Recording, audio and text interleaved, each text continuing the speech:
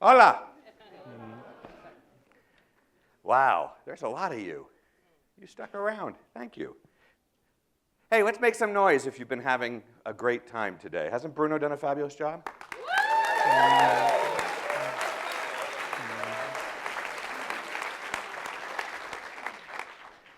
Now, I am fully aware that I am the thing between you and drinks. But I would like you to be aware that you are the thing between me and drinks. So let's get started. We're going to talk about strategy.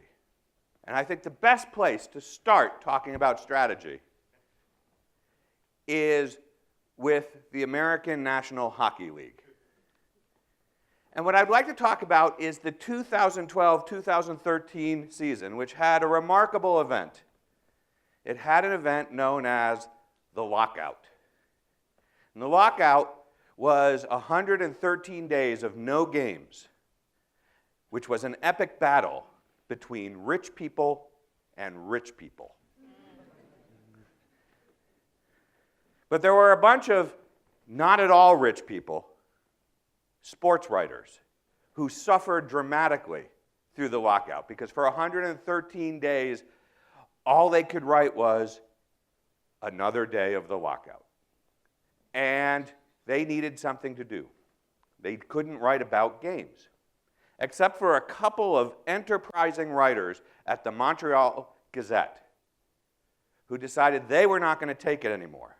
So they sat down, they fired up their Xbox, they loaded EA's NHL 13, they put in the rosters of the teams that were scheduled to play that day, and they played the games in their entirety, and then wrote the stories and published it in the paper.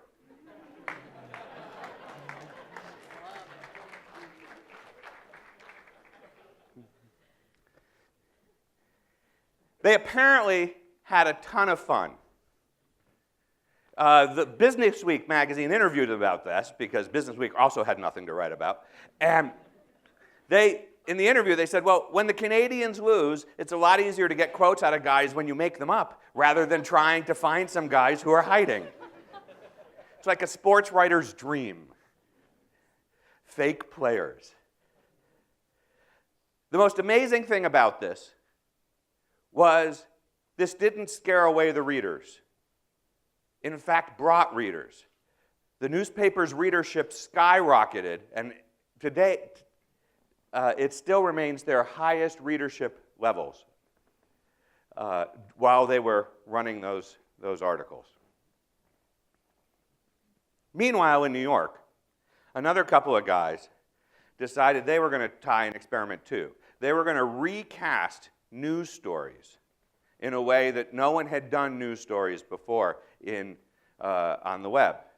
So they decided to create short-form synopsis of stories with a clever headline.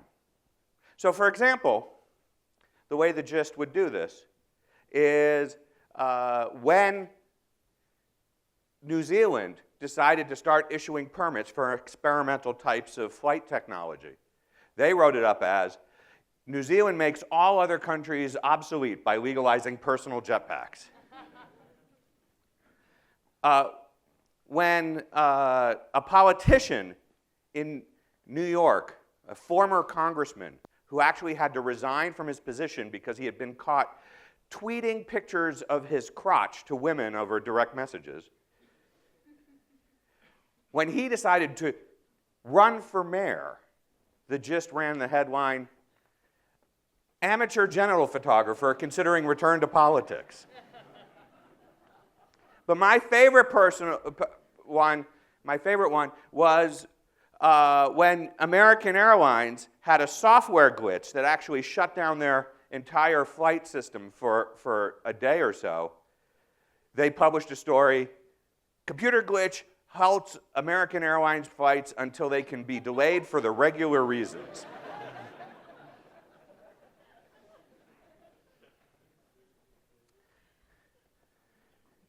Now, at its core, a story on the gist is just a bunch of words. There's a headline, there's a couple of paragraphs of text. And by themselves, they stand pretty good, right? It's good writing. It stands by itself. But that's not where they chose to stop. They actually decided to do that design thing we do. And in the process of doing that design thing, they brought all those skills that we bring to the design place to what they were doing. And as a result, they created an entire website, a website that basically is designed. So they provide the content, but they also provide the design. This is not an accident. This is intentional. This is designed. And in essence, that's what design is. Design is the rendering of intent. That's the easiest way I know of defining what we do. Rendering intention.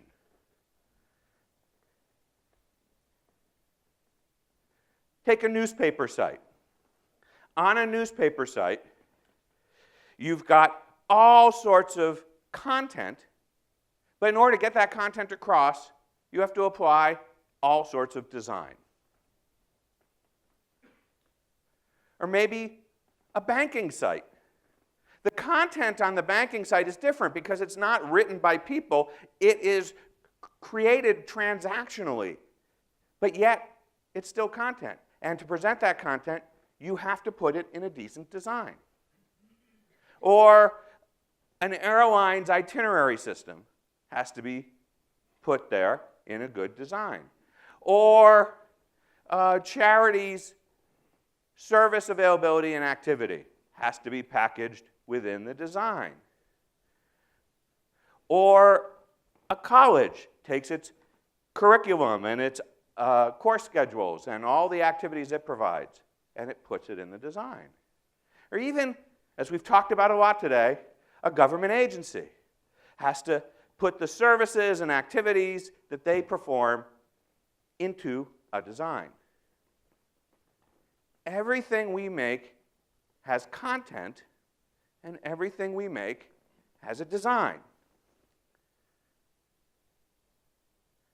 Now, the thing is that we have been, for years, treating these as separate entities, as things that are not one but two. We have a content department, we have a design department. Our organizations come out in the designs we make, in the work we do, because we separate those things. So more recently, there's been a move to start overlapping these things, to start getting it to the point where UX and design are now one. And our goal is to do that. But the thing is that this is not where we stop. It turns out that what we've learned is that in order to get the best UX, we have to completely combine what we're doing. We can't keep them separate anymore. We have to have them combined as one. And we can tell that we're doing this wrong when we have a problem. This is a map of a township in Ireland called Airfield. And what's interesting about this particular place is that it was completely unknown to most of the world until iOS 6 Maps decided that Airfield, Ireland, needed to actually have an airfield in it. Up until this point, it did not. And so the map system decided that it needed one and put the icon there. It's amused a lot of people, except for the Aeronautics Authority in the UK, who were completely petrified that someone would be flying their little plane and have some sort of emergency and go and pull out their iOS device, look up the nearest airfield, find Airfield, Ireland, and think they could land there.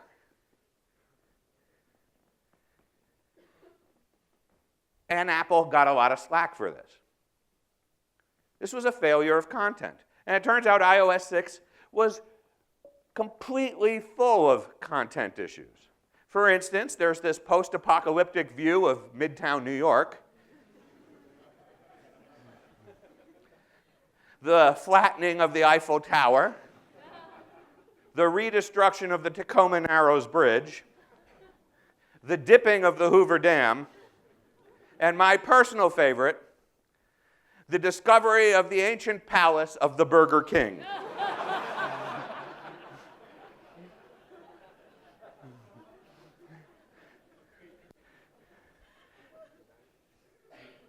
These are content failures. Turns out the Apple Maps software, the design of the Apple Maps software, is pretty spectacular. It's the only mapping software that's available today that's fully accessible to the blind. It's stunning how well it works. But the content failed it, and therefore the experience failed. Delivering the content is just as important as the content itself. We cannot separate these two things out. And we can break this down in terms of wins and failures. The Montreal Gazette was definitively a win. The Gist, definitely a win. Apple Maps, definitely a fail. And this brings me to what I really want to talk about here, which is the idea of strategy. Strategy is something we talk about all the time. We have all different things we talk about when we're talking about strategy. And we just keep using that word over and over and over again. The way we're using it, I don't think it means what we think it means. It is not quite right. It is not just a plan. It is actually about the outcome. A strategy gets us to a desired outcome. It's how we're going to get there.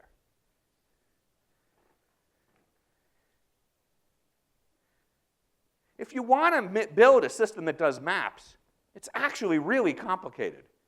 It's not just a bunch of roads on a diagram. There's a lot of data that comes into this. And Apple knew that this was a lot of work, and they put together a strategy. Google had already had a strategy, and they'd been executing it for 10 years. And what's interesting is when we compare the strategies, they're really fascinating. Apple's strategy was not inept by any definition of the word. It was actually really good. Because they knew this was complicated, they went out and acquired 3 different companies that were the best of breed of mapping. And they brought them in. And then they went out and made deals to tap in on 10 different data sources so they could combine those data sources to create the world's most accurate maps.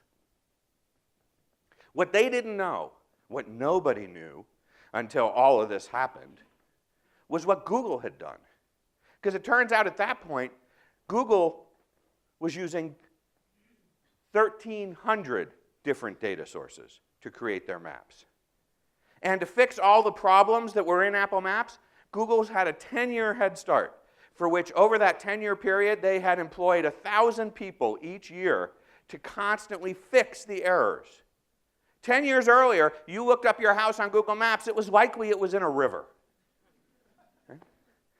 It was awful in the early days. They applied 10,000 person-hours of effort in order to make it better. That's what it was about.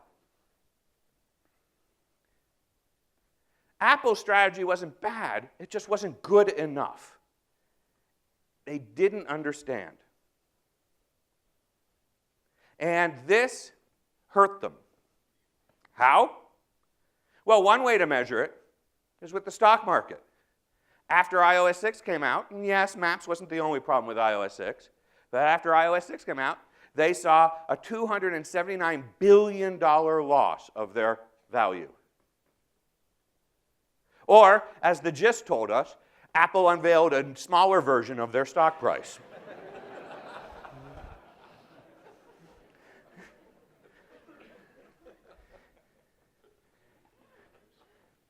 This was not the outcome Apple was hoping for. They had a different outcome in mind. The strategy they put in place did not get them the outcome they wanted. They did not predict this outcome. Interestingly enough, though, the Montreal Gazette did not predict this outcome either. Not only can we not predict failures, but we're really bad at predicting why things succeed. We cannot get this right either. And so, a strategy that can't predict outcomes is basically a broken strategy.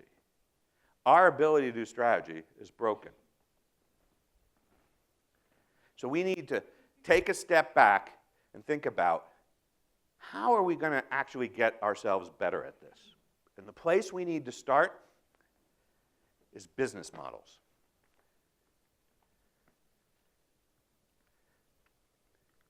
If you buy an iPod Nano on the Apple Store, at least in the US, they will charge you $149. You can go to a retailer like Target and buy it for $145. At Best Buy, they like to outdo Target, so they sell it to you for $144.99. Amazon, interestingly, will sell it to you for $139. Amazon is the cheapest. Amazon is almost always the cheapest. And the reason Amazon is almost always the cheapest is that they can actually sell you all of their products at the cost that they paid for them and still make money. I'm going to repeat that because it doesn't sound right when you say it. They can sell all their products at cost and still make money. How do they do that? It's called the cash float model. And the cash float model is this magical thing. To understand the cash float model, you have to understand a couple of basic precepts of how businesses work. So Amazon does something called an inventory turn. Every business, every e-commerce business, every retail business does this. An inventory turn is the amount of time it takes to take a product in, to order it, and then sell the entire inventory. And Amazon turns their inventory every 20 days. That means that all the products they order, they sell in a 20-day period. To put this in perspective, a retailer like Best Buy, an electronics retailer in the States, they don't have them here, do they? They turn their inventory every 74 days, which is closer to average.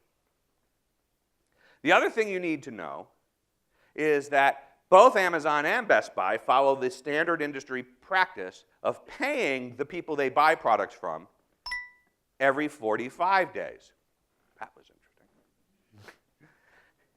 And do that.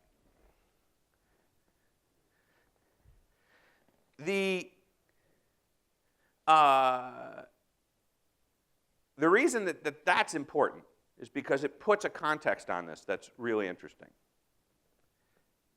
Let me show you how this works. I'm going to do this visually. Let's start with Best Buy. Best Buy buys their products on day 0.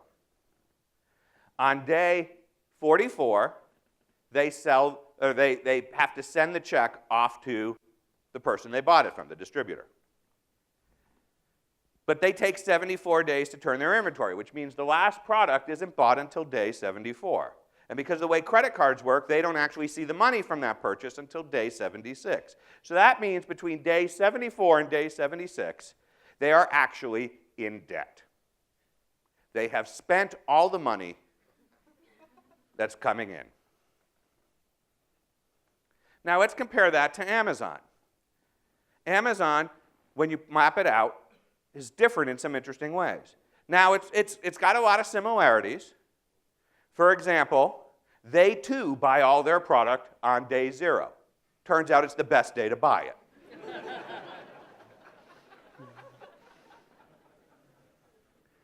And they sell, or they pay the vendor on day 44. But they have sold everything by day 20. And by day 22, they have collected all the money. which they sit on for 22 days in a situation known as cash float. They only earn a little bit of interest on that money, but for all the product and all the sales they make, that interest would be enough for them to survive if they had to. No other retailer can do this. This means Amazon can always have the lowest prices, which means they can always beat their competitors and basically put everyone else under. This is not an accident. This is intentional. This is designed. And the reality is that great business models are in fact designed. Designers design this. They are not the same type of designers who come to this event, but they are people who know how to create an intention. And the intention here is to keep Amazon profitable. Now, every time I start talking about business models, someone who works for a nonprofit says, well, wait a second, that only applies to companies. I'm at a nonprofit.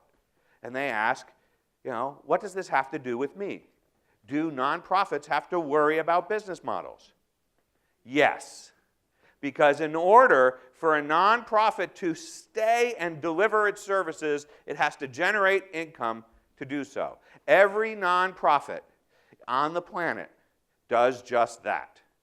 They generate enough income to pay for the execution of the services on top of what they actually put into the services. So yes, everybody has a business model.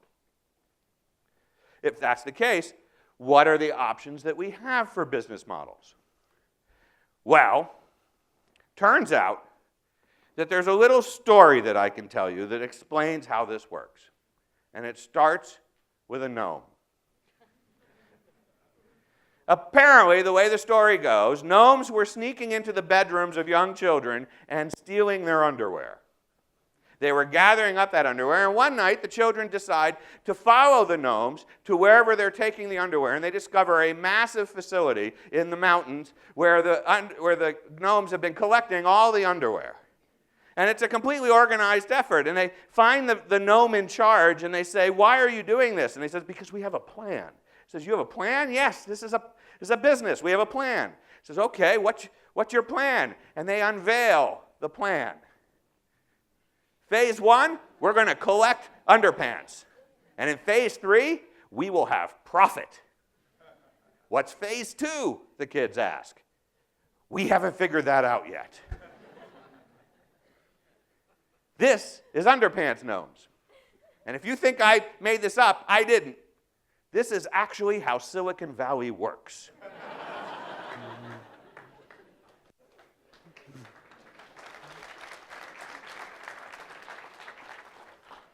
I am sure there's a document at Twitter that actually has this chart. And everyone said, yeah, that's it. Collect underpants. There's another way to look at this. Any business school will teach you that if you want to get into the heads of an executive, you just need to deal with one of the 5 priorities that's keeping them up at night. The 5 priorities are the same for every executive. They're either worried about increasing their revenue, decreasing their cost, getting business from new customers, in what we call increasing market share, getting more business from their existing customers, because it's way cheaper to do that than to acquire new customers, and increasing shareholder value. That's it. We got it. There's 5 priorities. This is what keeps the executives up. And if you can frame the problem in this, suddenly we can talk to the executives about what we're doing. So how do we frame design like this?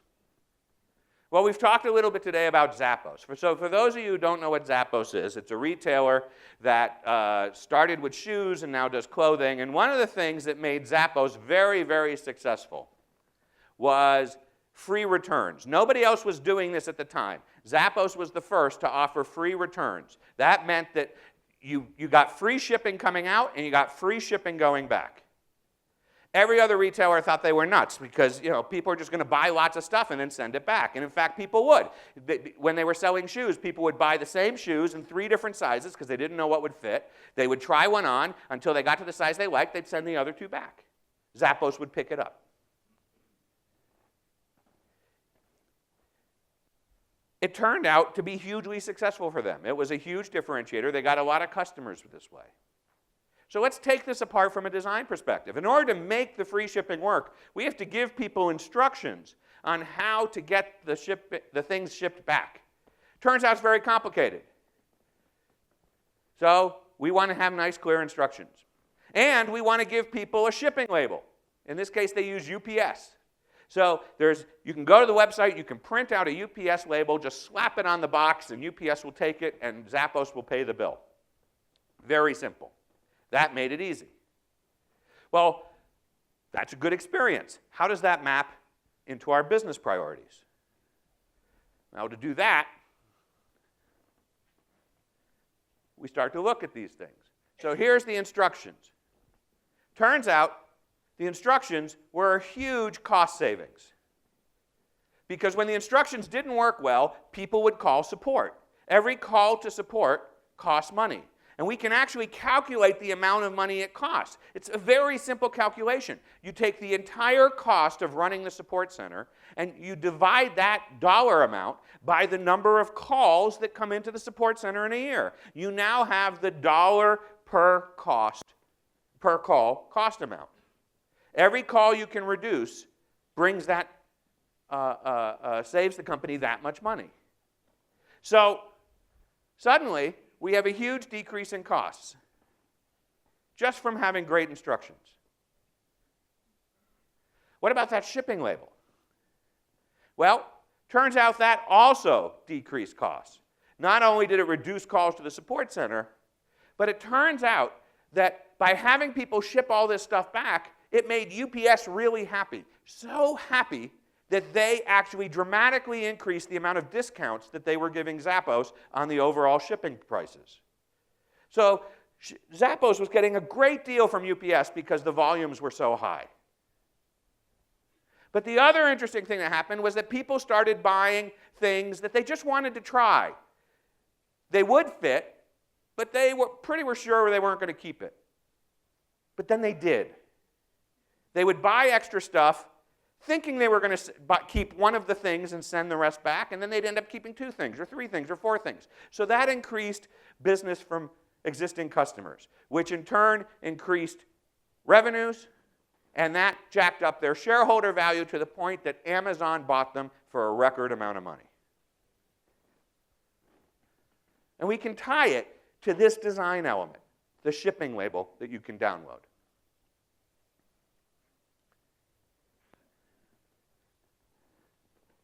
The Vanguard is brokerage, investments, money, mutual funds, all sorts of things like that. Retirement accounts. They do a lot of retirement accounts.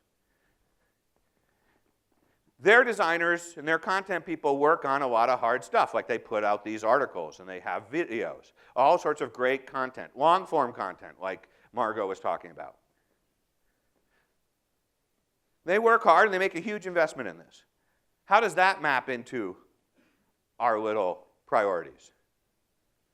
Well, the problem is we don't know.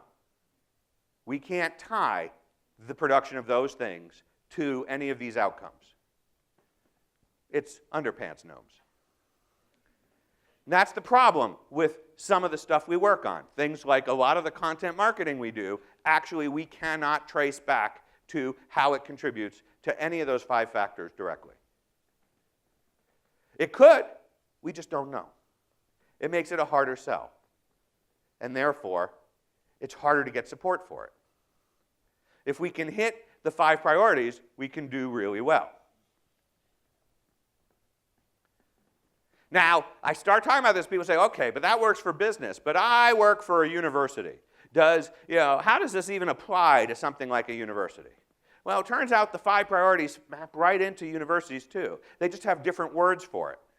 Right? Universities make money when people pay tuition, and when people go to the sports games, and when people pay the extra fees. So the revenue that comes in can be for all of those things. Service costs are service costs. That makes perfect sense. You can easily figure out how something will deal with that.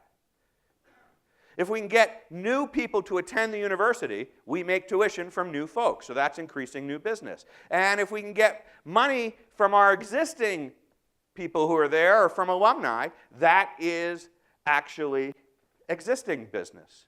And finally, the endowment that the university is collecting is basically their shareholder value.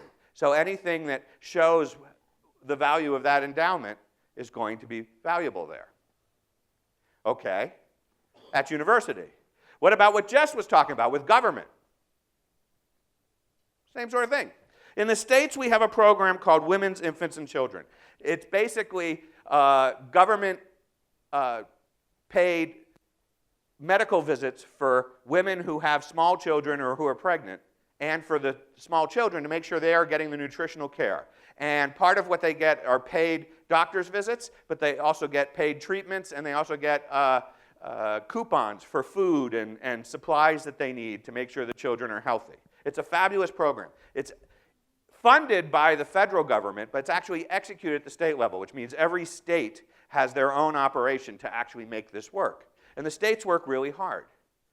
So what would design relevance in the business priorities be for that? Well, it turns out the feds pay the states for every mother that participates in the program. So getting more mothers to take advantage of the program that they are owed actually is a good deal for them. Of course, again, decreasing costs is always a good thing. Going out and reaching people who don't know about the program will increase enrollment on that side. Turns out there are lots of services that people who do take advantage of the program don't know about. So getting them to use those is even better. And in the United States, the equivalent of shareholder value would be making sure Congress understands the value this is bringing to the table so they keep funding the program. So the mapping is still there. We can keep using this framework over and over and over again to get to where we want to go.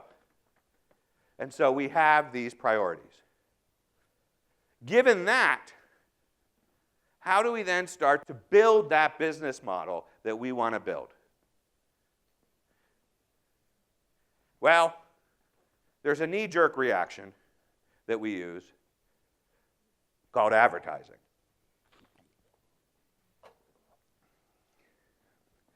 This is the dictionary.com homepage, one of the most visited pages on the web, and you come to this page because you want to look up the definition of a word. That's the content. Let's play a little game. Let's play Where's the Content? I'll give you a hint. It's right there. In fact, if I remove everything that isn't content on the page, you barely notice there's a hole. This is the one weird trick about advertising. It is there to get you away from the content you came for. It wants to disrupt your experience. Advertising is all about disruption. The advertisers don't care about the experience you're having. They only care about the experience they're having. And if you're not interested in their ad, they are not happy. And the deal here is that ads don't work. They just don't work. I got some facts to prove it. The average person in their lifetime will probably see each year about 1,700 ads on the web. That's just on the web. The average click-through rate of one of those ads is 1 out of 1,000. So 999 people were successfully avoiding clicking on that ad. For the most popular sized banner ad, the 468 by 60 ad, it's actually worse. It's 4 out of 10,000 clicks that actually happen. And when we start to look at what users actually see, only 31% of ads, 31% of ads are not seen by users. They're just either someplace where the user doesn't scroll or someplace where the user doesn't click or for whatever reason don't show up technically because of ad blockers. So 1/3 of the ads that advertisers pay for never actually get delivered even though they were paid for. And on mobile, 50% of the clicks are accidental. So they paid for ads that were not for people who are happy and now are pissed. But my favorite statistic that I've come across is that you are 475 times more likely to survive a plane crash than to click on a banner ad in your lifetime. And yet, we have ads. And you know what? The ad industry is good. They are very good at producing ads. And they produce some of the most entertaining ads we've seen.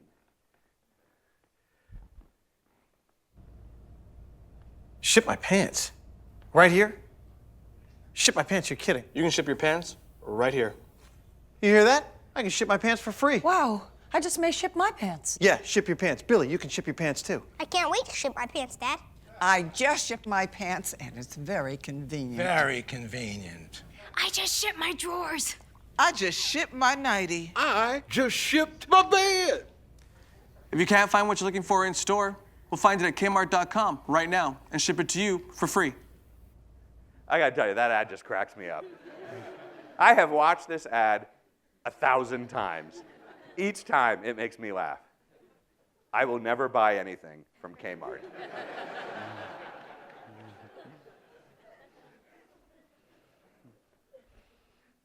Turns out, Kmart got huge viral attention from this ad. It went all over the inner tubes. Everybody was watching it. They could not detect a single change in their revenues because of it. But it was considered a success in the company because no one else had ever forwarded a Kmart ad before. Hell, I just brought it to Portugal.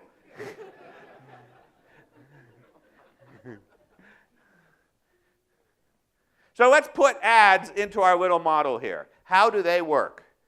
Well, they increase revenue.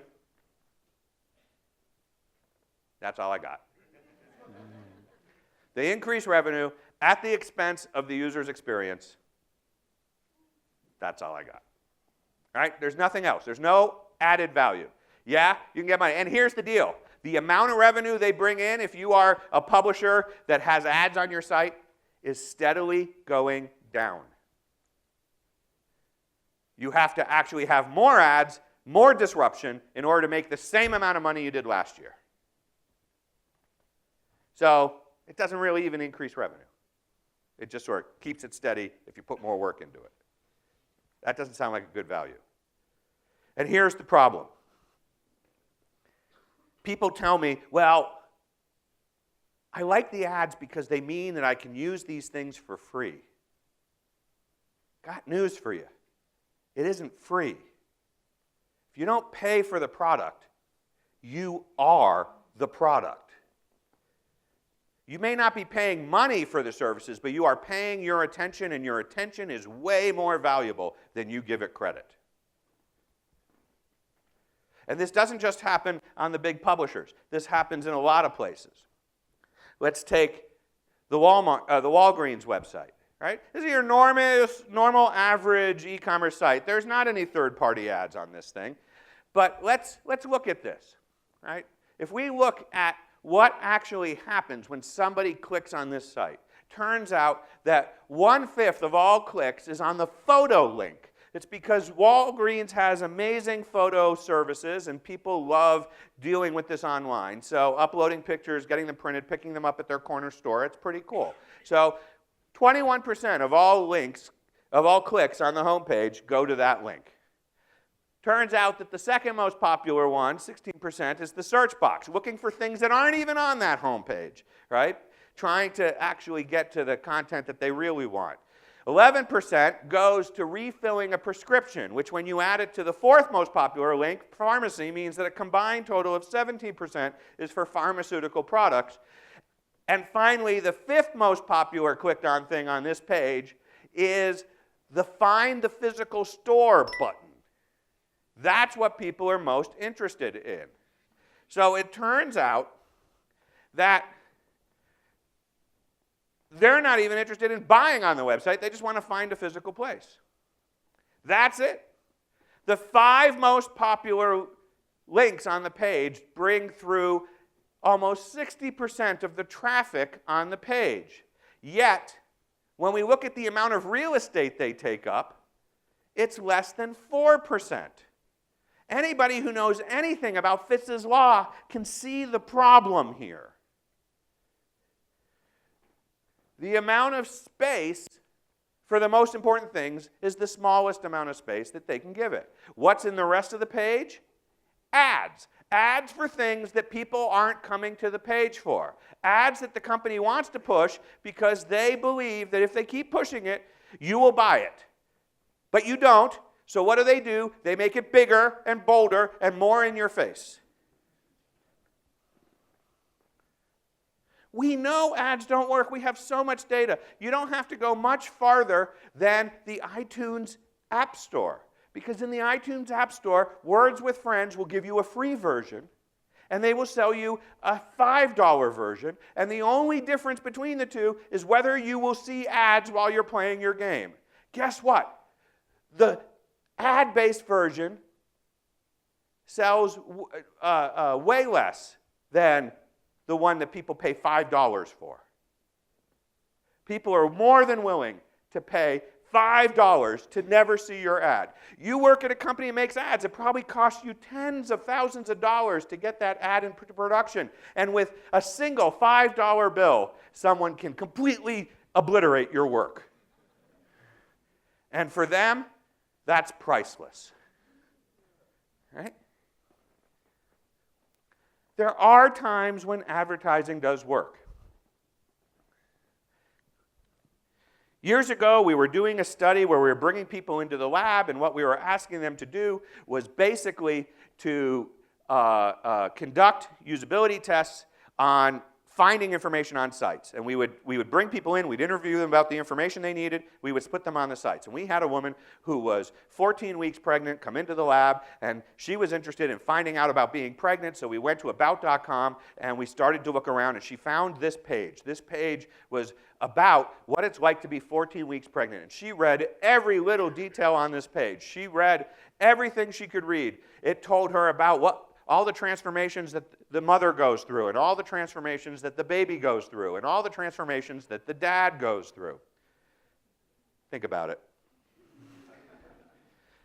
And she read the whole thing. We just sat there and watched her read and read and read and read. And when she got to the very bottom, she was presented with a little text ad. It was just a tiny little text ad for a book. And the book was called Your Pregnancy Week by Week. And she turned to me and she said, I want to buy this book. Now, this was one of the very first studies that had ever been done on websites on the web. And we had never done, no one had ever done a study on e-commerce sites. And we knew nothing about this. We didn't know what the protocols were. We didn't know what the privacy issues were. We didn't know anything about doing e-commerce. We had explicitly tried to avoid any e-commerce. And here she was telling us she wanted to buy it. So in my best moderator voice, I said, that's excellent. Tell you what, when you get home, you can buy it. And she said, no, I don't think I'll ever find this page again. That I believed. She said, I want to buy this now. I said, well, we're really not set up. She said, no, I want to buy this now. Here's a pro tip. When you're sitting next to a 14-week pregnant lady, now means pretty much now. So she bought the book. She went in, she filled out her address information, and she put in her credit card information, and we were recording the whole thing, and there was a room full of people watching, and turns out we learned we could fund our research this way. And she bought it. Now, here's the thing. She would not have bought this book had that ad appeared at the top of the page instead of the bottom, because she wasn't ready. She would not have bought this book had it been a big banner and a carousel on the home page of the site. That would not have worked. It only worked at the bottom of the site because the book matched the content. This has a name. It's called a seducible moment. And it turns out seducible moments are really the only time advertising works. It's when the content and the ad are so tightly knit together that it feels like the right next step to do. But we don't do seducible moments very well because it's really hard to match content to products. And most systems aren't capable of doing that. Part of it is because the advertising system we've built is a broadcast system. And what we need to be thinking about is the experience of the user. So because of this, because this is really the only effective way to use advertising, we need to consider it our last resort, which means we have to find another alternative. The New York Times was struggling with this. They were seeing their ads drop. They were putting more and more ads on the page. They were actually dividing pages up in order to get people to click through more pages of an article just so that they could have more ads show, so the inventory could go up. And they were still not succeeding. They were losing money. So the design team decided to tackle this head on, and they redesigned the page. And one of the most notable things about the page's redesign is the lack of ads. It is really short of ads. It turns out they could get away with this because of something else that they'd done. They'd put in a system such that after you read 10 articles in a month, you would actually be given a message and told that from this point on, for the rest of the month, you have to pay. First it's 99 cents, and then after a while it goes up. 10 articles. So if you just come for one article, you never see the message. 4 articles, you never see the message. You have to actually do more than 2 articles every week in order to see this message. They figure by that time, you're probably pretty convinced that the New York Times is for you. And if you're not, well, they don't care about you. So they lock the site, at least till the end of the month. And then you can start over with your 10 articles. Turns out that this has a name. It's called a metered paywall. And the interesting thing about metered paywalls, and in particular for the New York Times, is that since the New York Times put this into play, they are now making more money off the subscriptions from the metered paywall than off of advertising. So this turns out to be a much better deal. The actual people who use the product are paying for the product, and therefore they can make money on the design decisions that improve the user experience, not degrade the user experience. How does this work in our model? Well, it turns out that a lot of people who never paid the New York Times a penny are now starting to give them money. But it also turns out that people who are only using the print version of the New York Times are paying the little bit extra to get the digital access too, and that's increasing their usage dramatically. The small number of ads that they still have on the site are actually now getting more visibility. And because there's a smaller ad inventory, they can do a better job of matching them to the needs of the people who are watching them. So overall income has gone up, and as a result, shareholder value has gone up. The stock price for the New York Times is now at the highest levels it's ever been. And it's not just the New York Times. Financial Times, International Herald, and even Advertising Age magazine, a magazine whose job it is to talk to the advertising community about advertising, has now discovered that metered paywalls is a better deal for their own publication. Andrew Sullivan, a blogger, decided to go out, leave Business Insider, go out on his own, build his own website, and charge in a metered paywall system for this, and in the first 24 hours earned $330,000 off the site. In the first 3 months, he got $660,000. Now, if you look at the chart since then, this revenue has gone down, but it hasn't disappeared, and he's still making a living off of this. It's still working for him. So metered paywalls actually work. But the problem with metered paywalls is they demand excellent content. You can't just do this on anything. You have to do it on excellent content. It has to be something people want. Or as The Gist reminds us, that the New York Times won 4 Pulitzers for whatever's going on behind their paywall.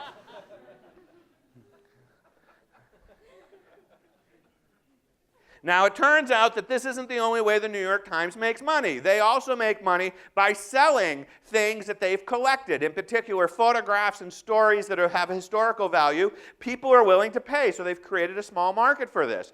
They're not the only ones doing that. Condé Nast magazine is doing the exact same thing with New Yorker cartoons. Those are things that have value to people, so they're able to sell them off in a setting. And this is an age-old thing.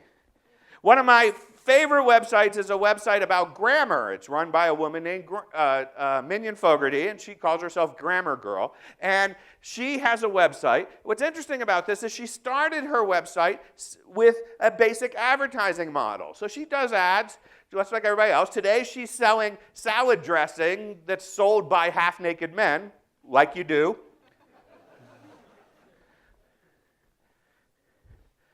But a few years back, she started packaging up the things she'd created, the podcasts and the articles, into CDs and books, and she started selling those. And the last time I talked to her, she told me that those things were generating 2/3 of her revenue. She gets way more revenue out of the CDs and the books than she does from the advertising on the site. And this is called repurposed content.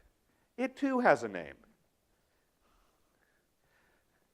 There's a website called ifixit.com where if you have a Mac or a PC and you want to know how to fix it yourself, you can get detailed instructions on how to change the memory, put in a new disk, whatever you want to do for it. It can do all of that stuff. It's a basic publishing site. They give all that information away for free.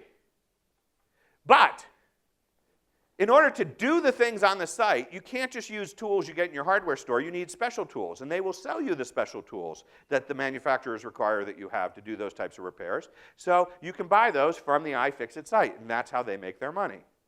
Etsy, the craft e-commerce site, does the same thing. You can buy crafts from them, but you can also learn how to make the crafts, and you can get the supplies to make the crafts from them. They make a lot of money off of that channel. It's called supporting product sales.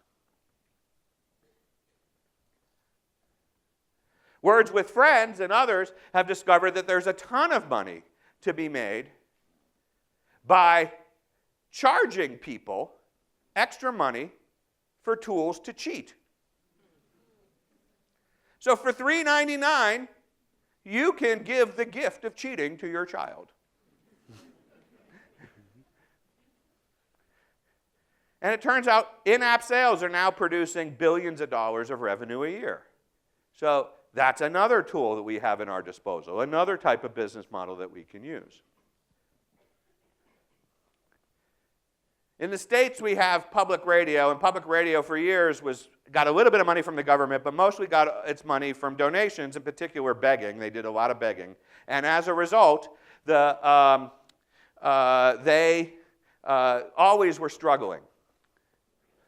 But a few years back, a couple of the best shows, one here is NYC Radio Lab. I highly recommend it if you've never listened to it.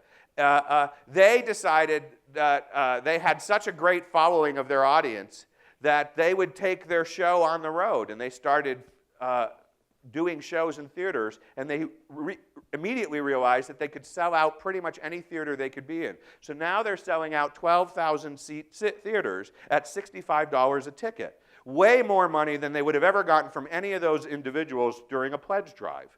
And that has been actually not just funding the money needed for that particular show, but it actually funds the shows that will never get that kind of audience to come to a theater from the same stations.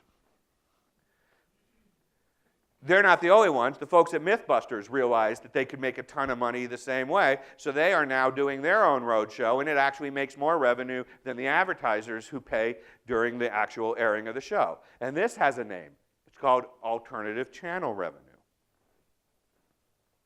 Of course, the granddaddy of business models was really brought into focus when we looked at how iTunes started selling music, and then books, and then movies. All of that changed the way that commerce is thought of today. So much so that Amazon, as a retailer, realized that they had to get into the business, so they basically created a reader and then turned it into a tablet, and they're now rumored to have a phone coming out, all because they want action too. They don't want everything going through Apple's channels. They want to be able to get you to buy stuff directly through their channel. And not only that, it's spreading, right? Here's a crazy one. Supermarket chain Tesco in the UK has put out their own Android tablet. Okay? Again, to sell you not just books and videos, but to let you purchase things in the store and have it ready for pickup or delivery. And they want to own that channel. And that's what this is called, content distribution. So now what we have is an incredible list of business model options. We have available to us a tremendous number of options that we can then use, including advertising. But please don't choose that one. Okay? We have so many options. We need to know what they are. We need to study these things. We need to know how to bring them to the table. And each of them plugs into the strategic priorities. So we have to make sure we understand completely the strategic priorities.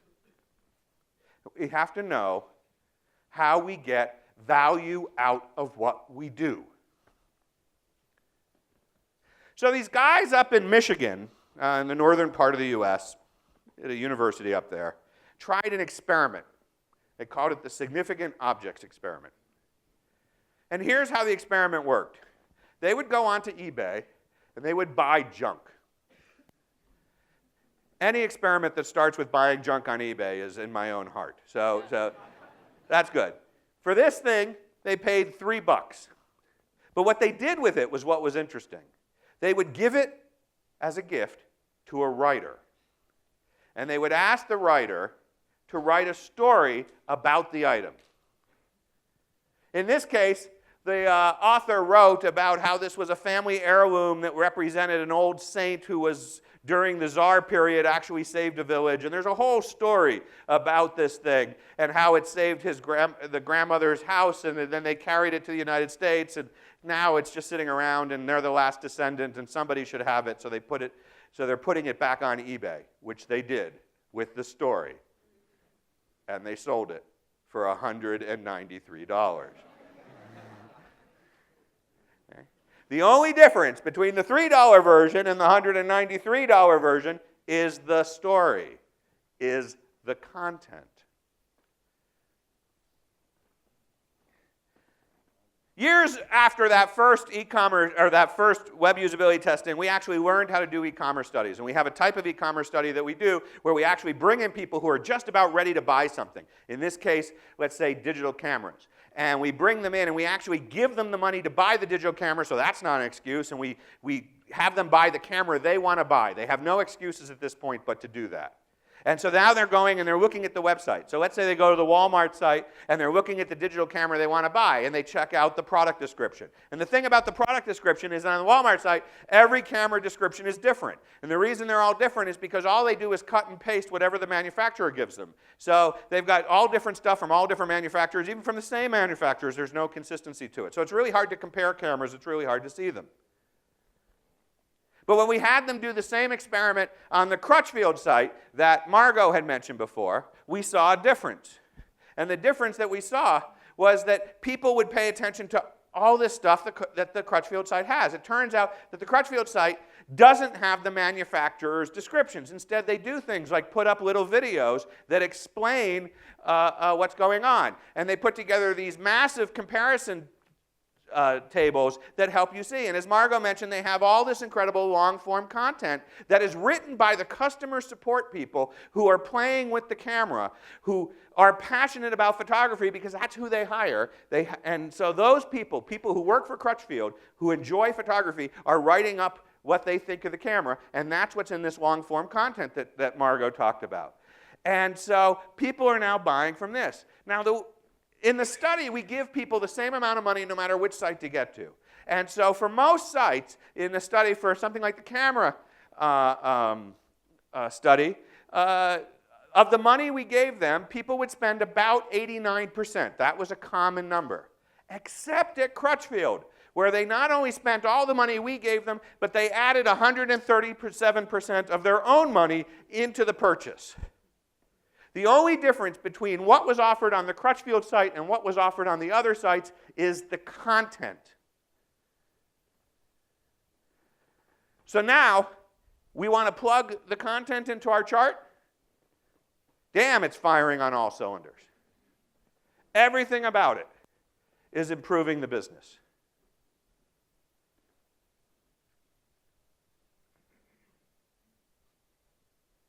Underpants gnomes. Right? How do we get from the work we do to profit? Guess what? We know. We know how to do this. We know that something like a metered paywall, or maybe repurposed content, or in-app purchases, or content distribution, or lead generation, or promoting the value of the content that we have, or increasing the user's flow through the site, or reducing the calls to support, we can talk about how we get from there to profit. And when our executives are telling us that they are worried about these things, we can go off and create solutions that will actually allay their worries and make them feel better about what we're doing. So what I think is that today's best UX strategists are people who are working at the intersection of design and business in order to create really great experiences. And this is so important for us right now. Some of you may have heard, I've been involved in this crazy project in the United States. The original project name was called Project Insanity because I thought it was nuts. But we then changed the name of it to the Unicorn Institute, and now it's got its official name, which is Center. But this is a 2-year bricks and mortar school to create industry-ready user experience designers. And in our 2-year curriculum, we not only have information architecture and visual design and interaction design, but we also have business courses because our students need to graduate with this knowledge. So they will be coming out being able to speak this language of business. By the way, if you're interested, you can go visit the project website called unicorninstitute.com. I'm still in shock that that was an available URL. Best $9 I ever spent. But you can find out more information there about the school, which is going to open its doors at the end of September.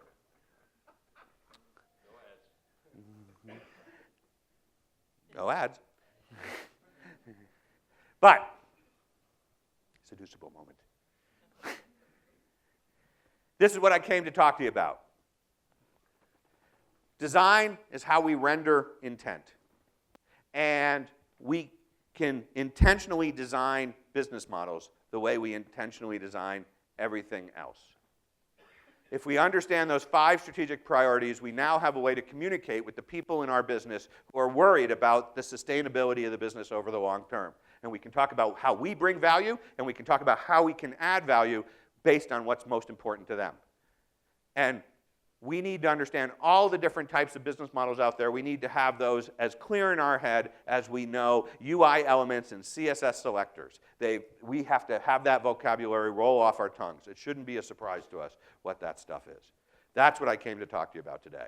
If by chance you found this interesting, there's a whole bunch of ways you can find out more. I write about this stuff, and we publish articles on UIE.com, so you can go there and find out more about it. You can contact me. LinkedIn is a fabulous tool. If you're a designer and we're not connected on LinkedIn, please fix that problem because I would very much like to get to know you a little better. You send me a message, I will reply to it. And finally, you can follow me on the Twitters at JMSpool, where I tweet about design, design strategy, design education, and the amazing customer service strategies that the airline industry regularly uses. And so, ladies and gentlemen, one last thing. Your moment of zen. Ugh, I hate these big-ass prices. Sounds like you could use some big-ass savings. I'd love some big-ass savings. Kmart Shop Your Way members save 30 cents a gallon. 30 cents a gallon? That's a big-ass discount. Big-ass discount. A really big-ass discount. Really big-ass discount. Honey, this solves your big-ass problem. Totally solves my big-ass problem. Dad, look at that big-ass truck. Big-ass man. Hello, big-ass man. Shop Your Way members get big-ass savings. Save 30 cents a gallon when you spend $50 or more at Kmart. Thank you very much for encouraging my behavior. Obrigado.